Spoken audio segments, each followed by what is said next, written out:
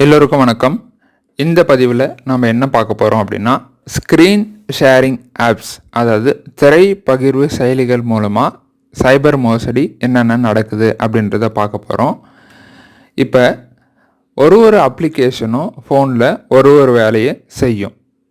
அது நமக்கு ஏற்கனவே தெரிஞ்ச விஷயந்தான். அந்த மாதிரி இப்போ திரை பகிர்வு செயலிகள் அப்படின்னு ஸ்க்ரீன் ஷேரிங் ஆப்ஸ் அப்படின்ற மாதிரி இருக்குது.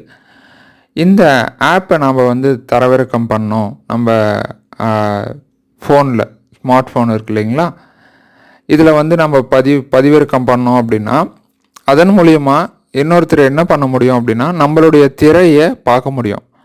அதே மாதிரி நம்ம மற்றவங்க உலாபேசியில் இதை புகுத்தினா அவங்களுடைய திரையை நம்ம இதில் பார்க்க முடியும். சரிங்களா, இதுதான் திரை பகிர்வு ஸ்க்ரீன் ஷேரிங் ஆப்ஸ் அப்படின்னு சொல்லுவாங்க.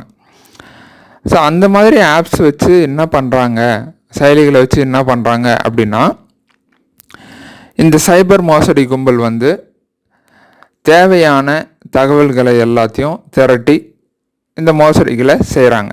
என்ன மாதிரி தகவல்கள்லாம் எடுக்கிறாங்க அப்படின்னா, வங்கி சம்பந்தமான தகவல்கள் எல்லாம் நம்ம சேமித்து வச்சுருந்தா, இல்லை நம்ம அதை செயல்படுத்தும் போது அது எத்தனை எண்கள் போடுறோம் அப்படின்ற மாதிரியெல்லாம் சில விஷயங்களை பார்த்து கணிக்க முடியும்.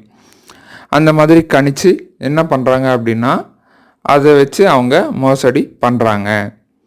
இதிலிருந்து நம்ம முன்னெச்சரிக்கை நடவடிக்கையாக தவிர்க்கிறதுக்கு என்ன பண்ணணும் அப்படின்னு கேட்டிங்க அப்படின்னா, அறிமுகம் இல்லாத நபர்களிடம் இருந்து அந்த செயலிக்கான திரை பகிர்வு செயலிக்கான லிங்க் ஏதாவது வருது, முகவரி ஏதாவது வருது அப்படின்னா அதை நம்ம தொட்டு இன்ஸ்டால் பண்ணாமல் இருக்கிறது நம்மளுடைய பாதுகாப்புக்கு வழிவகுக்கும். சரிங்களா, அடுத்த பதிவில் இன்னொரு புது விஷயத்தோடு சந்திப்போம். நன்றி.